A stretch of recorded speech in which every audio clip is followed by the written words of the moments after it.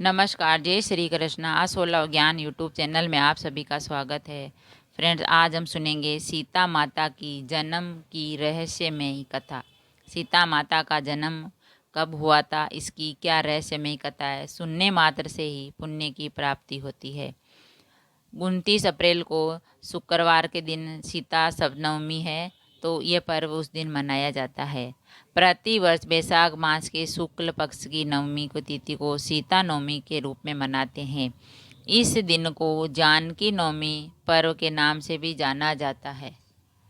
यह पर्व हिंदुओं में बहुत ही महत्व रखता है और त्योहार के रूप में इस दिन को मनाते हैं।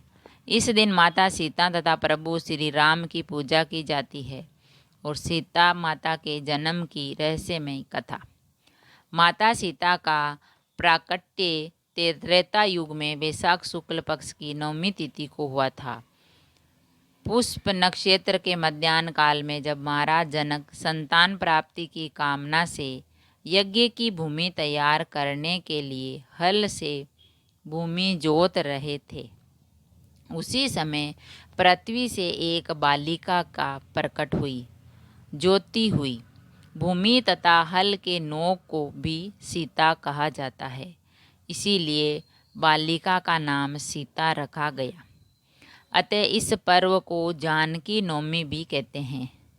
जो व्यक्ति इस दिन व्रत रखता है, राम सीता का विधि विधान से पूजन करता है, उसे 16 महान दानों का फल मिलता है और पृथ्वी दान का फल तथा समस्त तीर्थों के दर्शन का भी फल मिलता है।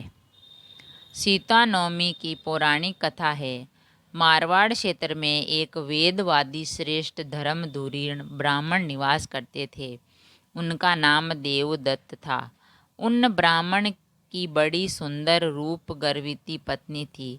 उसका नाम था शोभना।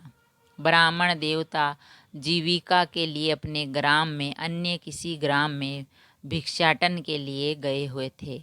इधर ब्राह्मणी कुसंगत में फंसकर व्यभिचार में प्रवृत्त हो गई।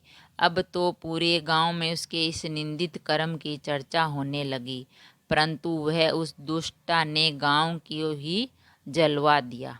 दुष्कर्मों में रत रहने वाली वह दुर्बुद्धि मरी तो उसका अगला जन्म चांडाल के घर में हुआ।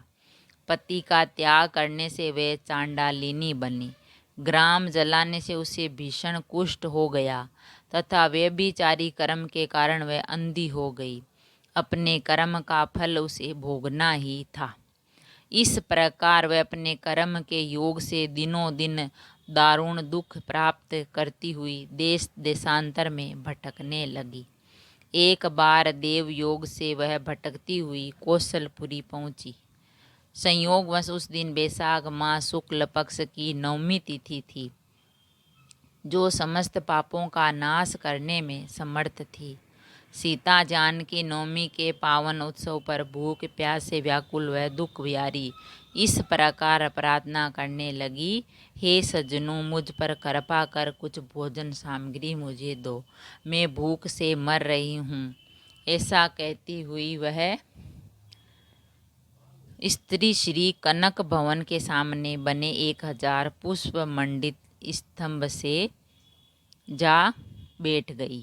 स्तंभ से गुजरती उसमें प्रविष्ट हुई। उसने पुनः पुकार लगाई, भैया कोई तो मेरी मदद करो, कुछ भोजन दे दो। इतने में एक भक्त ने उसे कहा, देवी आज तो सीता नवमी है, भोजन में अन्न देने वाले को पाप लगता है, इसीलिए आज तो अन्न नहीं मिलेगा।